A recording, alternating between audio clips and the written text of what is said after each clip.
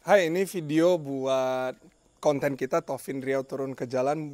Ini video buat bulan 6 di tahun 2021. Sekarang saya lagi ada di Peta Coffee. Kenapa saya merasa Peta Coffee ini layak? Karena unik. Keunikannya adalah dia jam operasionalnya tidak menentu. Jadi kalau dia mau buka, dia umumkan satu hari sebelumnya di Instastory, hanya di Instastory. Jadi yang kedua adalah Google Map-nya juga nggak tepat. Jadi orang buat kesini itu harus dari Jalan Taman Karya masuk ke Gang Marwah. Habis itu belok kiri, nelpon dulu ke ownernya, baru akan ketemu tempatnya. Jadi ini bukti kalau untuk sekarang zaman digital ini, kalau kita jadi unik, kalau kita dibicarakan orang, orang akan temukan kita bagaimanapun caranya. Nanti kita wawancara dengan ownernya Bang Oji atau Bang Fauji. Sekarang saya sudah di barnya Peta Coffee, sudah sama ownernya Peta Coffee, Bang Oji. Jadi jujur yang membuat saya pengen wawancara Bang Oji sebagai owner dari Peta Coffee itu karena sebelumnya Bang Oji ini pernah belanja ke showroom kita di Tovin Riau. Kita banyak sharing-sharing. Nah, menurut saya Bang Oji ini punya pandangan yang sangat menarik, punya mindset yang sangat menarik terhadap dunia kopi ini. Beliau kemarin cerita soal perbedaan taste yang ditimbulkan dari gelas yang dipakai seperti ini. Kalau mulut gelasnya bentuknya A, rasanya acidity dan akan keluarin notes apa. Mungkin nanti kita akan wawancara lebih dalam lagi soal ini semua. Jadi kita langsung ke Bang Oji. Bang, kenalin dulu Bang ke viewers Bang Ojinya. Halo sahabat Tovin, perkenalkan nama saya Rahmat Fauji, biasa dipanggil Fauji. Di sini saya salah satu pemilik Peta Coffee. Di mana Peta Coffee ini sebenarnya baru didirikan bulan Desember kemarin. Jadi umurnya sekarang baru hampir 5 bulan di Pekanbaru. Nah, apa yang membuat Peta Coffee unik dan berbeda dari yang lain, Bang? Yang membuat mungkin Peta Coffee berbeda dengan yang lain karena Peta Coffee dari jam buka dan tutupnya yang tidak tetap dan diinfokan di feed. Terus juga saya membuat konsep di feed itu dan story ada beberapa edukasi, terus juga menceritakan tentang suatu peristiwa di kedai, hal-hal dan sesuatu yang saya dengar dari konsumen, dimana kadang kalimat-kalimat yang saya dengar dari konsumen ini membuat saya termotivasi akan hal sesuatu. Jadi saya berharap teman-teman yang membaca feednya Peta Coffee dan story Peta Coffee itu bisa mendapatkan motivasi yang baru. Oke, berarti Abang di Instagramnya tidak melulu cerita soal kopi, tapi soal ini ya, gerakannya ya maybe ya? Iya, tentang customer. Jadi customer yang datang kan biasa kan selain dia ingin menikmati kopi, pasti dia ingin mendengar cerita ataupun ingin bercerita dengan orang yang ada di coffee shop itu. Berarti, sorry saya potong, berarti Peta Coffee ada keunggulannya adalah bercerita, storytelling.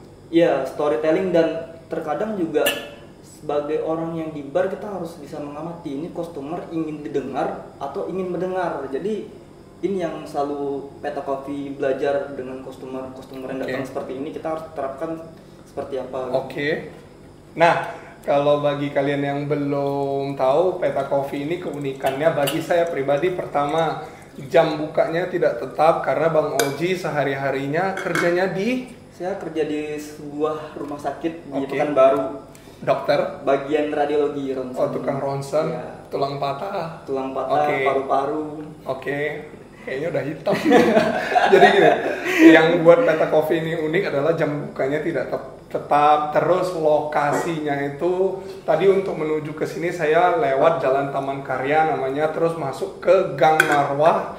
Udah gitu kita belok kiri dan lokasi yang di Google Map itu tidak tepat. Jadi menurut saya yang bikin unik adalah kalau dulu tips sukses berbisnis katanya kan lokasi.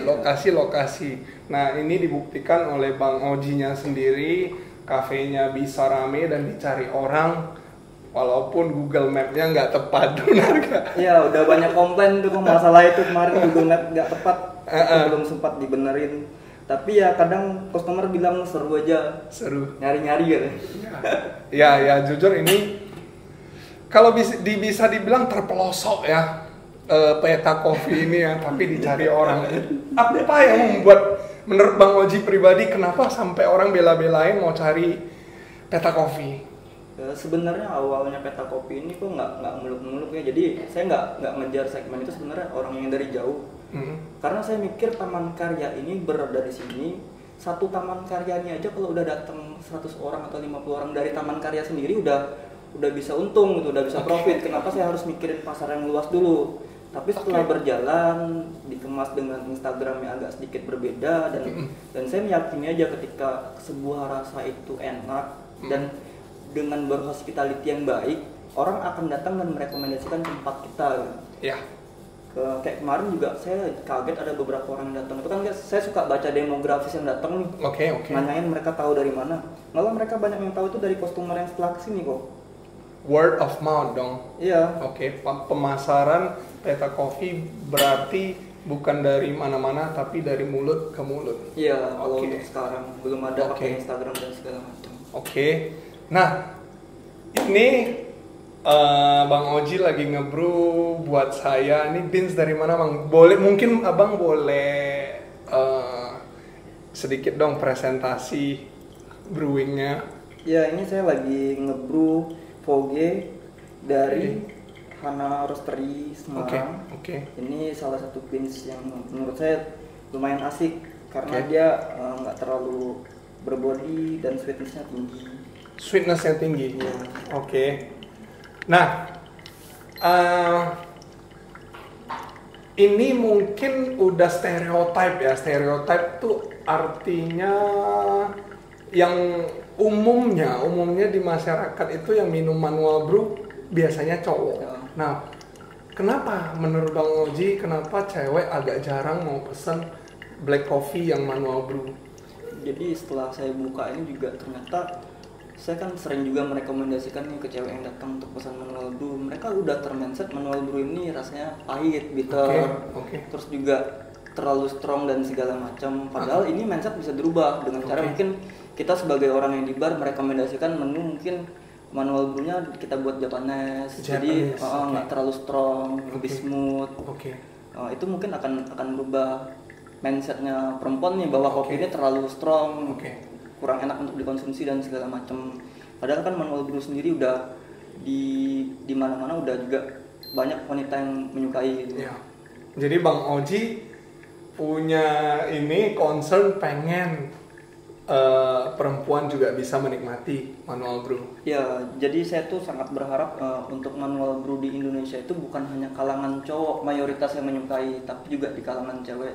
Karena untuk sekarang terus terang saya masuk ke beberapa komunitas home brewer, saya melihat udah banyak nih di kota-kota lain untuk cewek-cewek ngebrew di rumah sendiri, ngebrew. Oh, berarti ini udah hampir menyerupai kayak model teh gitu kan. Teh kan udah dari sekian tahun, mungkin berabad-abad yang lalu sampai sekarang dijadikan konsumsi untuk sehari-hari. Pasti manual brew akan bisa seperti itu, cuman nggak akan sama dengan teh. Mungkin butuh waktu untuk mencapai ke sana ya. Untuk mencapai ke sana. Siap, Bang. Nah, kemarin kan baru pakai grinder nih Hario. Ini kita jualan dikit ya. Minta testimoninya dong Bang, sebelumnya pakai grinder apa untuk bikin manual brewnya, sekarang pakai grinder Hario,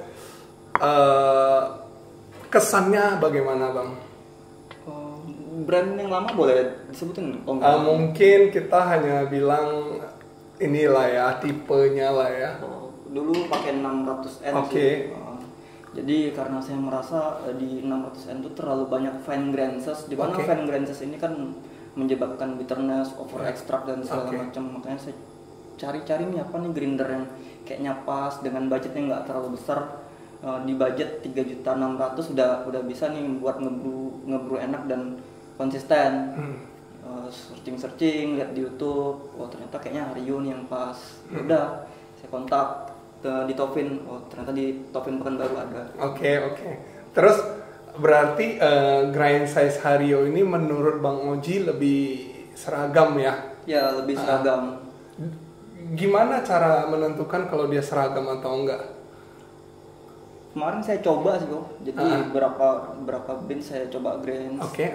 Oh ternyata seragam nggak terlalu banyak fan Grants yang butiran. Oke, dari visual aja kelihatan dari ya. visual. Oke, siap. Sebenarnya kalau mau pastinya pakai Kruf kan, cuman karena Kruf juga saya nggak punya, ya udah pakai manual aja. Di Aya aja. Di Aya kan berapa persen gitu kan. Oke.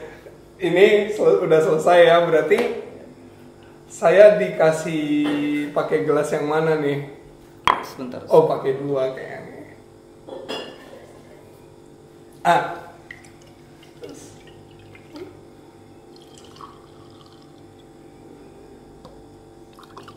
Nah, ini menarik. Silahkan. Oke. Berarti ini 2 gelas ini akan menghasilkan rasa yang berbeda. Secara rasa dan aroma juga berbeda sih. Oke. Coba di Siap. Kita coba ya yang ini kayak menarik. Boleh? Izin ya. Wow.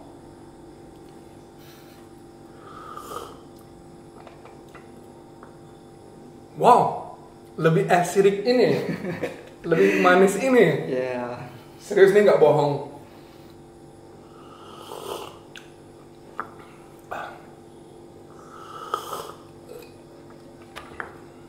Wow, canggih. Serius. Jadi, ini kalau boleh cerita soal gelasnya dari mana? Ini dari Tadashi. Tadashi. Kita Oke. ada. Siapa sih sosok atau brand atau siapapun yang menginspirasi Bang Oji? Yang paling Mungkin kita cerita brandnya. brand yang paling menginspirasi sebenarnya Tadashi. Oke. Yang kedua Hero Coffee. Hero? Hero Coffee. Jadi Belum pernah dengar. pembentukan Hero Coffee, Peta Coffee ini sebenarnya dari Hero Coffee. Oke. Karena dulu saya bekerja di Hero Coffee, kuliah sambil kerja di Jogja. Jadi setelah saya pulang, saya kepikiran nih rindu sama dia. Makanya karena saya rindu sama dia, kebetulan diajak join di tim dia lagi. Tapi karena saya udah bekerja, saya nggak bisa join tim mereka. Yaudah nih, saya cuma bisa lihat dia di Peta, yaudah Peta Coffee.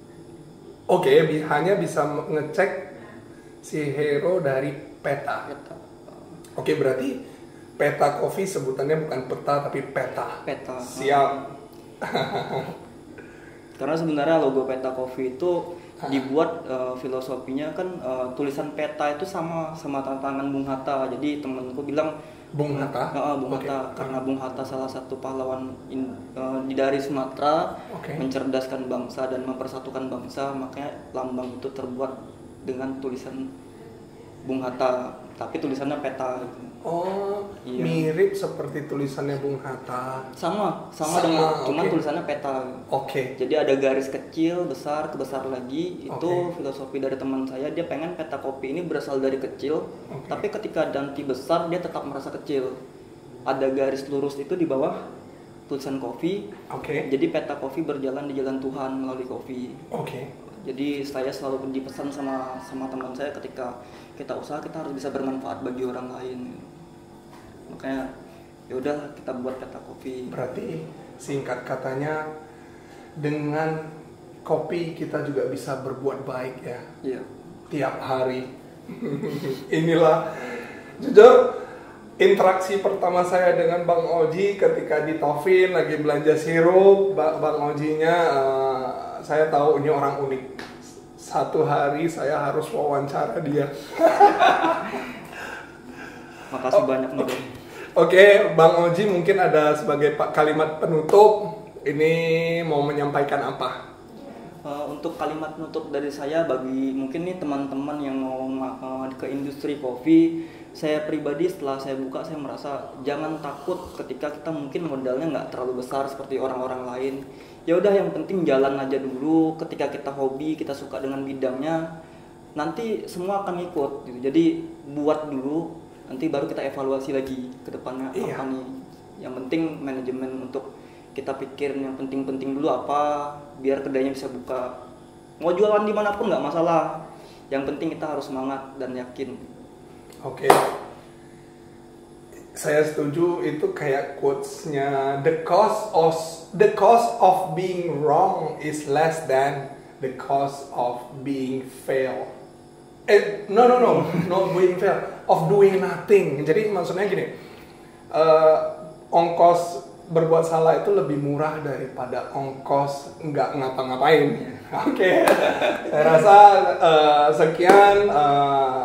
Taufin Riau turun ke jalan untuk bulan ini, bulan 6 di tahun 2021. Terima kasih Bang Oji dari Peta Coffee mau menyempatkan waktunya. Udah malam juga diwawancara sama kita tim dari Taufin Riau.